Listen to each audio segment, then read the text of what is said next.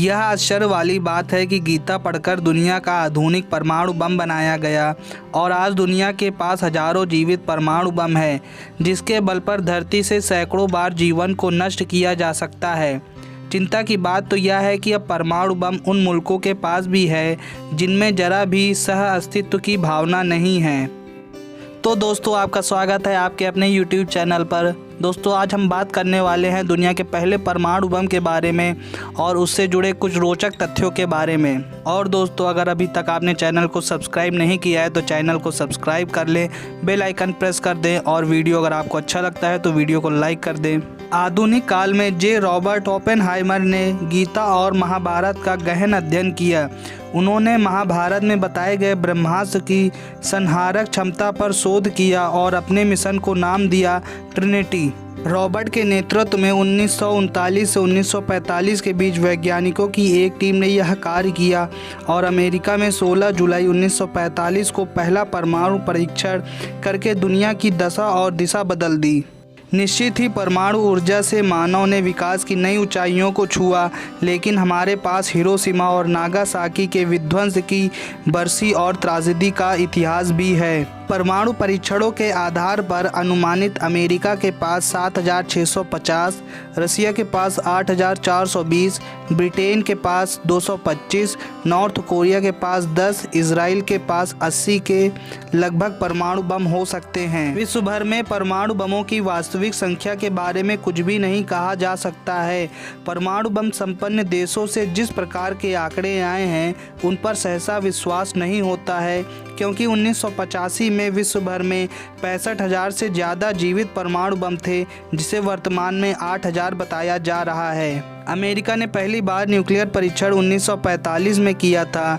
अंतिम परीक्षण 1992 में किया गया था। अमेरिका ने कुल 1054 बार परीक्षण किया है। रूस ने 1949 में और ब्रिटेन ने 1952 में परीक्षण किया था। रूस 715 तो यूके 45 बार परीक्षण कर चुका है।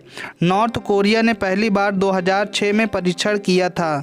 भारत में इंदिरा गांधी की सरकार ने 18 मई 1974 को पहला परमाणु परीक्षण किया था। इसके बाद अटल बिहारी वाजपेयी की सरकार में 11 मई और 13 मई 1998 को राजस्थान के पोखरण में 5 परमाणु परीक्षण किए गए थे। विशेषज्ञ कहते हैं कि भारत के पास परमाणु बम के अलावा हाइड्रोजन बम भी भारी मात्रा में मौजूद है। हाइड्रोजन बम अमेरिका, रूस और चीन के बाद भारत के पास ही है। लोगों का यह मानना है कि भारत के पास ऐसे परमाणु बम भी हैं कि सिर्फ एक बम से पाकिस्तान जितने बड़े भूभाग का अस्तित्व हमेशा हमेशा के लिए मिट जाएगा और वहाँ सैकड़ों वर्षों तक किसी भी प्रकार का जीवन नहीं पनपेगा। यह जो श्लोक आपको स्क्रीन पर दिख रहा है, यही श्लोक जे ओपेनहाइमर ने पहले परमाणु परीक्षण के वक्त पढ़ा था। इसका मतलब है, मैं लोगों का नाश करने वाला महाकाल हूँ, इस समय लोगों को नष्ट करने के लिए प्रवृत्त हुआ हूँ। हिरोशिमा और नागासाकी पर परमाणु बम छोड़ा गया तब ऐसा ही हुआ था। सबसे पहले तेज चमक ने सभी को अंधा कर दिया, फिर जोरदार धमाके से सब कुछ नष्ट हो गया। इसके बाद तेज वायु और चारों ओर आग ही आग का नज़ारा था। राम रावण युद्ध के दौरान मेघनाद से युद्ध हेतु लक्ष्मण ने जब ब्रह्मास्त्र का प्रयोग करना चाहा, तब श्री राम ने उन्हें यह कहकर रोक दिया कि अभी इसका प्रयोग उचित नहीं, क्योंकि इससे पूरी लंका साफ हो जाएगी। यह अस्त्र रामायण काल में छूटने से बच गया, लेकिन महाभारत काल में कौरव और पांडवों के युद्ध में इसका इस्तेमाल किया गया। महाभारत का युद्ध आज से लगभग 5300 वर्ष पूर्व हुआ था। उस दौरान गुरु द्रोण के पुत्र अश्वत्थामा ने भगवान कृष्ण के मना करने के बावजूद ब्रह्मास्त्र का प्रयोग किया था। अपने पिता के मारे जाने के बाद अश्वत्थामा बदले की आग में जल रहा था। उसने पांडवों का समूल नाश करने की प्रतिज्ञा ली और चुपके से पांडवों के शिविर में पहुंचा और कृपाचार्य तथा कृतवर्मा की सहायता से उसने पांडवों के बचे हुए वीर महारथियों को मार डाला। केवल यही नहीं, उसने पांडवों के 5 पुत्र के सिर भी काट डाले। अंत में अर्जुन की पत्नी उत्तरा के गर्भ में पल रहे शिशु की उसे याद आई।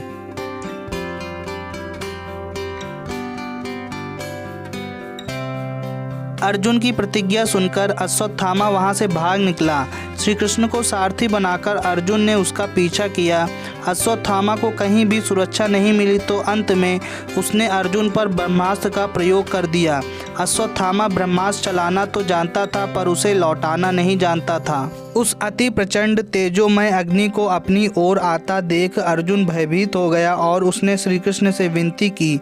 श्री कृष्ण बोले, हे अर्जुन, तुम्हारे भय से व्याकुल होकर अश्वत्थामा ने यह ब्रह्मास्त्र तुम पर छोड़ा है।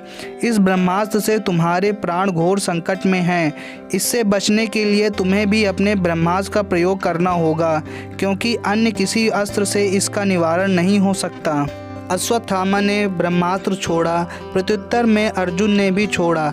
अश्वत्थामा ने पांडवों के नाश के लिए छोड़ा था और अर्जुन ने उसके ब्रह्मास्त्र को नष्ट करने के लिए। दोनों द्वारा छोड़े गए इस ब्रह्मास्त्र के कारण लाखों लोगों की जान चली गई थी। अश्वत्थामा ने पांडवों के समूल नाश के लिए इस अस्त्र के एक रूप का उत्तरा के गर्भ पर भी प्रयोग किया था। जब अश्वत्थामा ने ब्रह्मास्त्र का प्रयोग किया तब कृष्ण ने अश्वत्थामा से कहा, उत्तरा को परीक्षित नामक बालक के जन्म का वर प्राप्त है, उसका पुत्र तो होगा ही। यदि तेरे शस्त्र प्रयोग के कारण मृत हुआ तो भी मैं उसे जीवित कर दूंगा।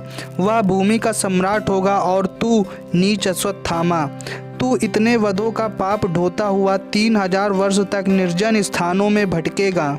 तब अश्वत्थामा ने कहा, हे कृष्ण, यदि ऐसा ही है तो आप मुझे वह मनुष्यों में केवल व्यास मुनि के साथ रहने का वरदान दीजिए, क्योंकि मैं सिर्फ उनके साथ ही रहना चाहता हूँ। दोस्तों, आज का वीडियो यहीं समाप्त होता है। तो अगर अभी तक आपने चैनल को सब्सक्राइब नहीं किया है तो चैनल को सब्सक्राइब कर लीजिए, वीडियो को लाइक कर दीजिए और बेल आइकन को प्रेस कर दीजिए।